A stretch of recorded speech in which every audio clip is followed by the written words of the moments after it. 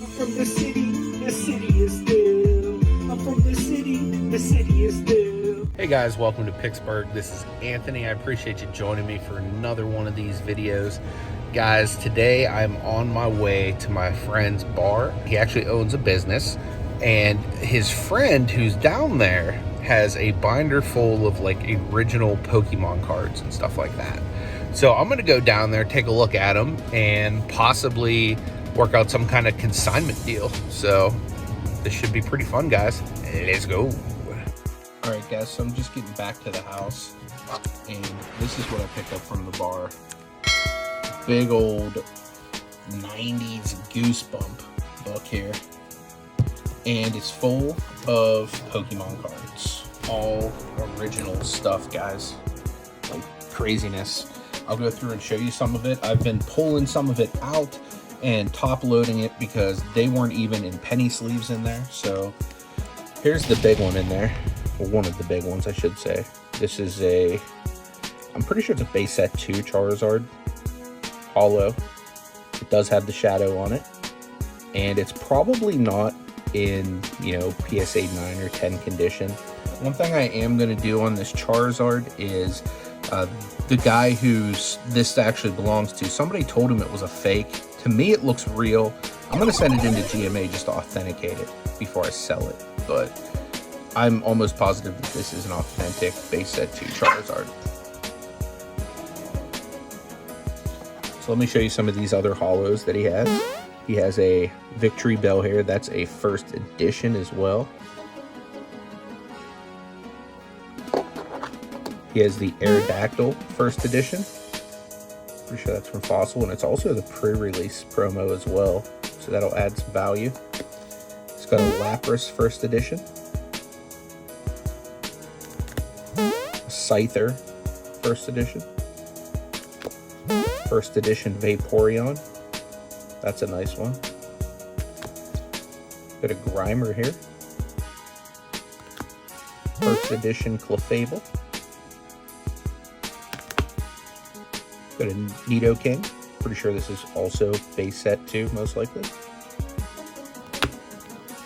Then we got a Gyarados here, I believe, also from base set 2, but this is shadowless.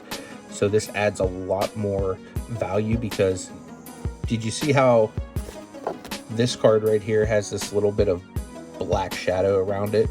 This one does not. That's a printing error, and those are a lot more sought after. So it's a shadowless Gyarados.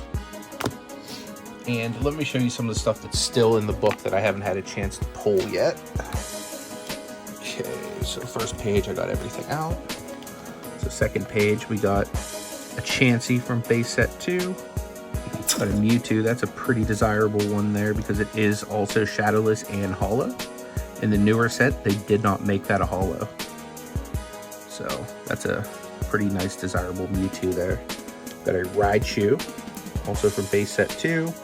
Snorlax first edition base set. Got a Venusaur. That's also pretty desirable from base set 2. Got a first edition Zapdos. He is a legendary bird. Got a Machamp over here, first edition. That was one of the big cards first year too, Machamp. That's a holo. Then we have the Ninetales from base set 2. That's a holo. Got a Mew here. That's the promo. Pretty sure this was a movie theater promo back in the day, if I'm not mistaken. Got a Pikachu here with red cheeks. That's also a promo. We got a Nidoqueen. That's a first edition. I think that might be out of Jungle. Got a Moltres holo right there, first edition, another legendary bird. Mr. Mime, first edition. We got a Hitmonchan. This is also a shadowless, because like I said, it doesn't have the shadow there. So that makes it more desirable as well. Rhyhorn. Cloyster. Ivysaur in the house. See, so we're getting into the more common Pokemon. Like if you don't know much about it, you know, the non-holo stuff is less desirable. We got a Ditto right here, which is a rare, non-first edition. Got Aerodactyl, first edition. Hitmonlee. Got Golduck right here, first edition. Zubat, Magmar, Cloyster, Zapdos, another legendary bird, Kabuto, first edition. So even though some of them say first edition, they're not necessarily valuable unless they're a more popular card or a holo. Sandslash, first edition. We got a Golbat there. Grimer, first edition. We got Weezing, Tentacruel, Horsey, first edition. Ekans, first edition. Geodude, first edition. So here's a good example. I've had this card for a long time. I picked it up out of a bargain bin because I saw the first edition when I first started collecting Pokemon. So I thought this would be valuable. Wow, that's a first edition. That's one of the first 151. But it's so mass produced, it's worth like next to nothing. So stuff like that I'll probably sell in like a lot. Got another Weezing and Ekans here. Let's go over here. Some more like common Pokemons here. We got some Krabby, first edition. We have Amante, first edition. We got Psyduck, first edition. Shelter, first edition. Slowpoke, first edition. Tentacruel, first edition. We got some trainers here. Got the Recycle. And a lot of these trainers aren't worth much either. Especially these old ones that are not really playable anymore. Gambler and Mysterious Fossil.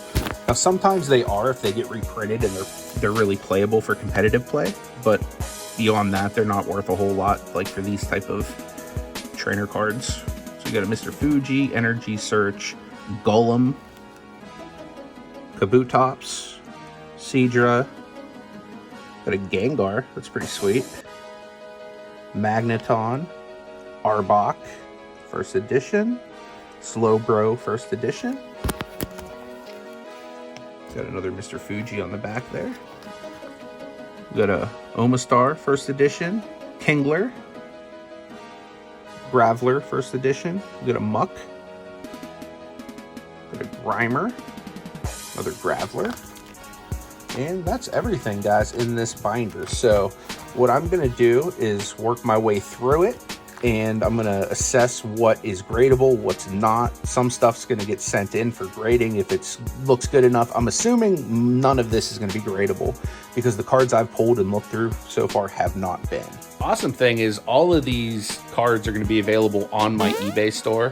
Now, cards like this that I take in on consignment, essentially I do the same thing that like ComC or ProbeScene or any of those other places will, only I just do this for friends and, you know, subscribers. I don't do this for just anybody like those other companies do. Essentially what I'll do is I'll take the stuff you don't want to deal with, I'll list it in my store, and I will give you, you know, X amount that we agree on up front. When the item sells, I'll take care of the shipping, customer service, all the fees, all that stuff. All you need to do is sit back and collect your money. So that's the type of deal that I'm working on here.